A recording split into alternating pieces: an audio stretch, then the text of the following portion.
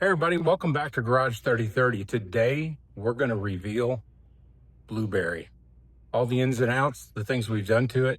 It's been a long process, but I'm glad you're here to watch, so stick around.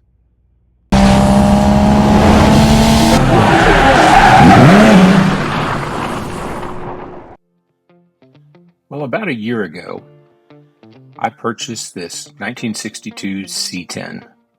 It was a local truck here, and people I bought it from, their daughters named it Blueberry. So I continued on the task of trying to get this truck originally just as a shop truck, but decided that I was going to go a little bit further. If you haven't checked out my earlier videos, go ahead and check them out. They'll give you a little more information on this truck, how it started, and a few videos on some initial things that I did to the truck.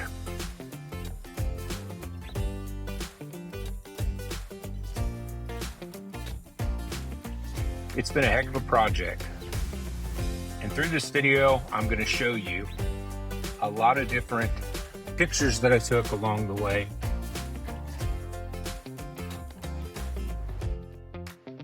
I know that most people wanted to see actual build videos on this, but it's just been a little tough to try to do this all by myself. So here we go. So first we have the pictures that we showed in some of the earlier videos where I did the frame, and the frame was taking place. We got the motor set down in it. That was a chore in itself, but the biggest problem with this truck was the rust. We found rust in this truck that we didn't know was there. All the floor pans were completely gone. The roof, the A-pillars, everything was ate up on this truck. So I had to start the process of slowly taking it apart and putting it back together again. For any of you that done metal work, you understand how tough it can be. So we replaced everything: the rockers, the floors, the cab corners, door skins. You wouldn't believe the amount of rust that we found hidden underneath this truck. And I'm glad we took the time to put it back together the way we expected it to be. So in these pictures here, you can just see that we did a lot of updates to the truck. We did a flat firewall that came from slosh tubs. Really good fitting piece. Enjoyed that. Of course, we did the cab corners, but the biggest piece of this truck was trying to keep the patina. I really wanted a patina build. So it took a lot of creativity to use 80% of the natural patina and then faux patina to kind of fix the parts that were new and really didn't have patina. So we ended up replacing the full roof panel on this truck. And while we were in there and I was working on this truck, we went ahead and sound deadened the whole roof between the panels. You can see that here in this video, and you can see that here in this picture. Once we got the new roof on, then it was time to start buttoning up the cab, getting it ready for paint. On the interior of the cab, we did a lot of repair, did a lot of modifications to the dash. You can see here where I had the hole cut out, and I grafted in a new panel that's fabricated for a touchscreen radio, and actually turned out really nice.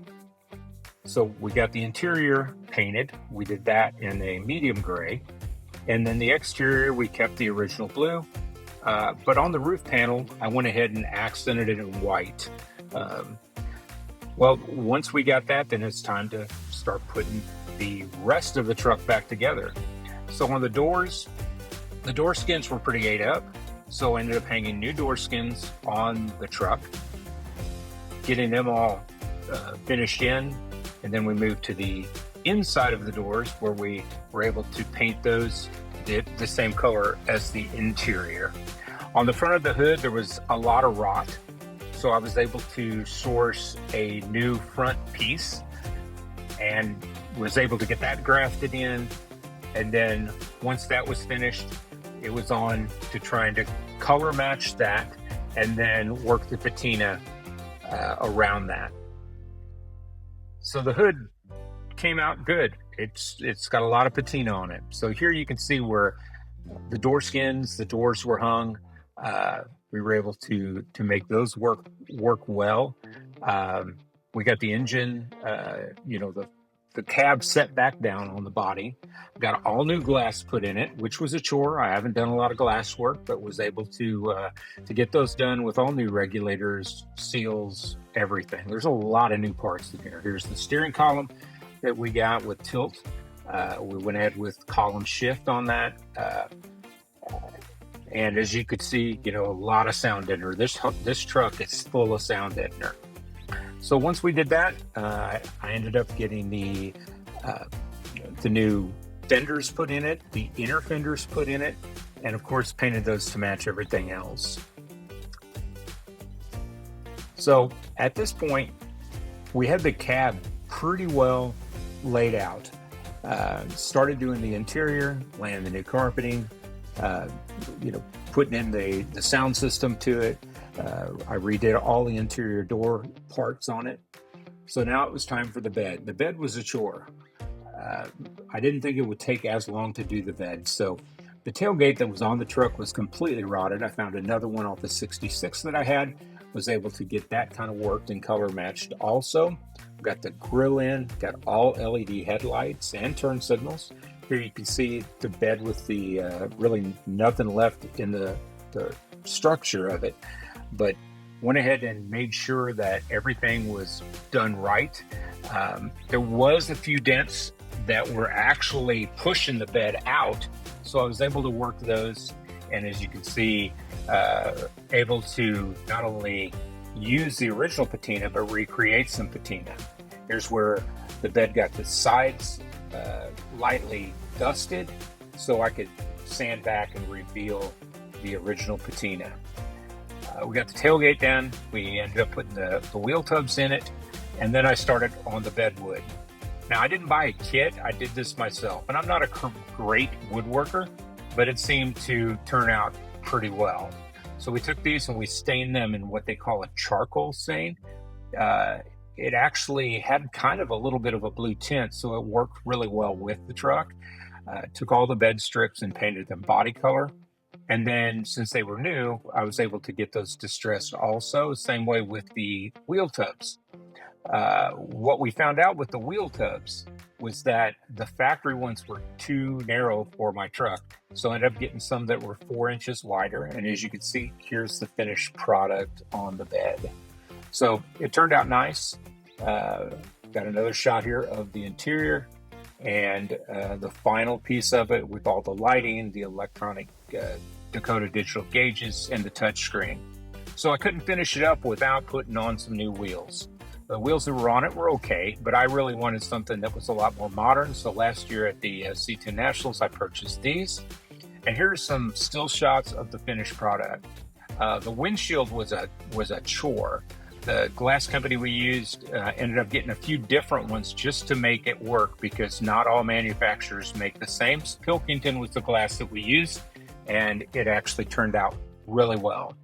So I was able to get the truck, like I said, all put back together with new bumpers, had the grill reworked, all new mirrors. Everything is kind of back to the way the truck was when it was new. So I'm going to let you sit back and just watch the final videos of this.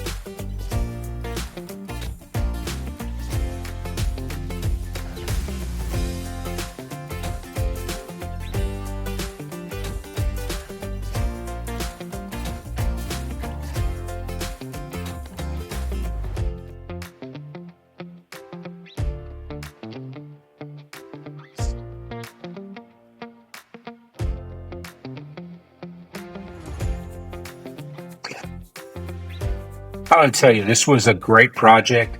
It turned out really well. It drives great. Of course, it has a 5.3 and a 4L60. Put a few miles on it now. And this weekend, actually, going to the Southeast Truck Nationals. That's coming up in Lebanon, Tennessee. So if you're in the area, stop by and see me, ask for a decal. And if you like this video, please like and subscribe. We would appreciate it. Thanks for watching Garage 3030.